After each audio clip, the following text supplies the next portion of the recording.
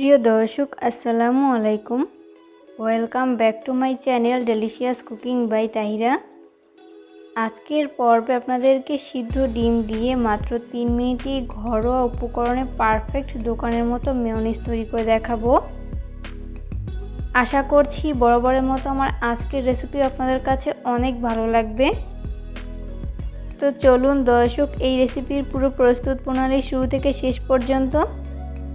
Mayonnaise বানানোর জন্য প্রথমে ব্লেন্ডার নিয়েছি, এরপর এর মধ্যে ব্যবহার করব 3টি সিদ্ধ ডিম। আমি ডিমটা এখানে আস্ত ব্যবহার করেছি, আপনারা চাইলে কেটেও ব্যবহার করতে পারেন। এরপর ব্যবহার করব 1 চামচ পরিমাণ চিনি, আপনারা চিনি স্বাদ অনুযায়ী বাড়িয়ে কমিয়ে অ্যাড করতে পারেন। এরপর ব্যবহার করব 2 চামচ পরিমাণ গুঁড়া দুধ।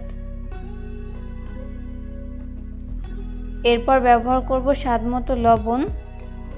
মেয়োনিজটা দীর্ঘদিন সংরক্ষণ করার জন্য ব্যবহার করব 1 টেবিল চামচ পরিমাণ ভিনেগার বা সিরকা।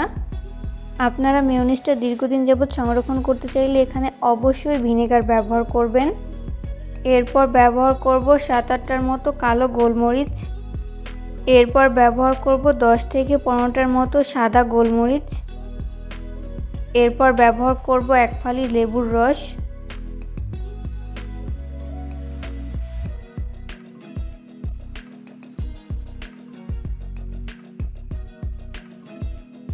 এরপর ব্যবহার করব 1/4 কাপ পরিমাণ সয়াবিন তেল।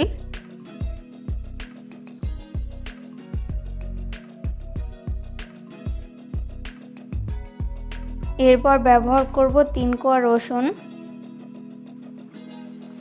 এরপর এই উপকরণগুলোকে অফ ক্যামেরায় খুব ভালো মতো ব্লেন্ড করে নিব। তো এই পর্যায়ে খুব ভালো মতো ব্লেন্ড করে নেওয়া হয়েছে, দেখতেই পাচ্ছেন এর গ্রেভিটা কতটা সুন্দর হয়েছে। আমি একটা চামচের সাহায্যে আপনাদেরকে দেখিয়ে দিচ্ছি। যারা কাঁচা ডিম দিয়ে মেয়োনিজ খেতে পছন্দ করেন না, তারা চাইলে কিন্তু এইভাবে সিদ্ধ ডিম দিয়ে মেয়োনিজ তৈরি করতে পারেন। সবাই খেয়ে কিন্তু অনেক বেশি প্রশংসা করবে, এতটাই মজার হয়ে থাকে এই সিদ্ধ ডিমের মেয়োনিজটি।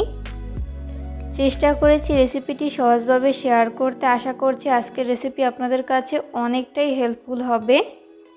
ভিডিও ভালো লাগলে লাইক, কমেন্ট এবং শেয়ার করতে কিন্তু একদমই ভুলবেন না। পরবর্তী রেসিপি দেখার আমন্ত্রণ জানিয়ে আজকের মতো এখানেই বিদায় নিচ্ছি। সবাই অনেক বেশি ভালো থাকবেন। আল্লাহ হাফেজ।